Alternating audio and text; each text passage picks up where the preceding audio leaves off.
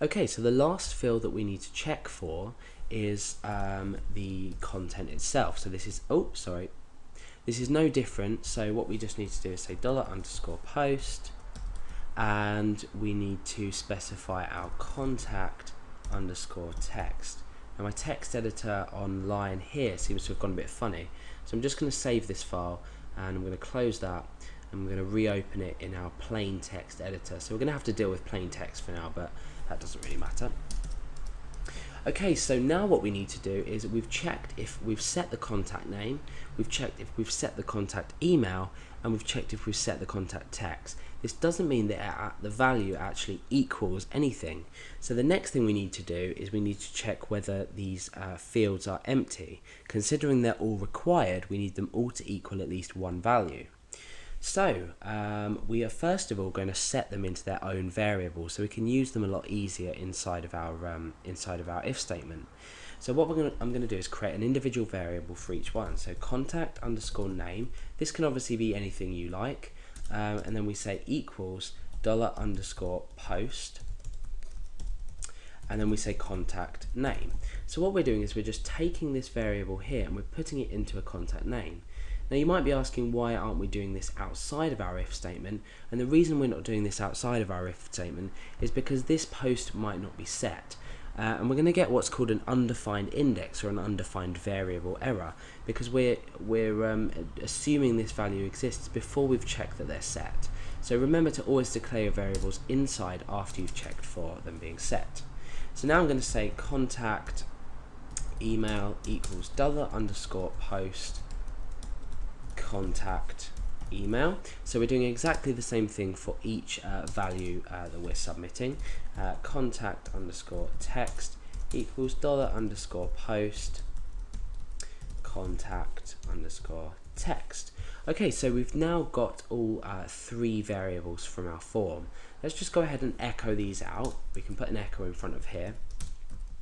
And what this is going to do is just going to echo out each value. So if we click Save Changes and we come into here, let's go ahead and click Send. You can see that the form has been submitted, but nothing's happened with regard to PHP because we've checked using this isSet language construct. So now what I'm going to do is I'm going to type Alex for my name. I'm going to type, let's say, my email address in here. And then I can just type a small message in here, so hi, for example. Now let's click Send and see what happens. Okay, so you can see that the first variable has been picked up here, which is in the name field, and then here we've picked up the email address, and then here we've picked up the message. So let's go back to our editor, and let's get rid of this echo parts here because we don't actually want to echo them out to the user.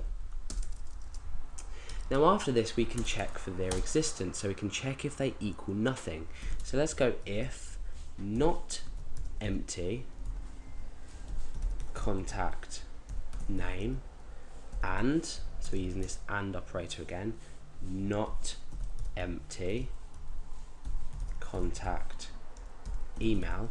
So empty is basically checking if this value is equal to null, and not is saying we don't want it to be empty, so we're making sure this is equal to true by saying we don't want it to be empty.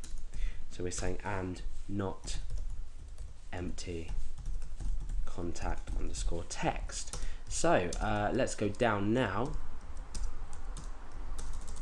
and inside here we need to do something if these do exist or these do equal something. So for now I'm just going to echo out OK.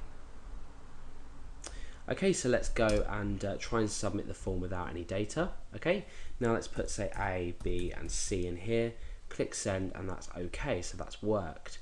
What we can actually do is specify an error message if these are or if one of them are empty.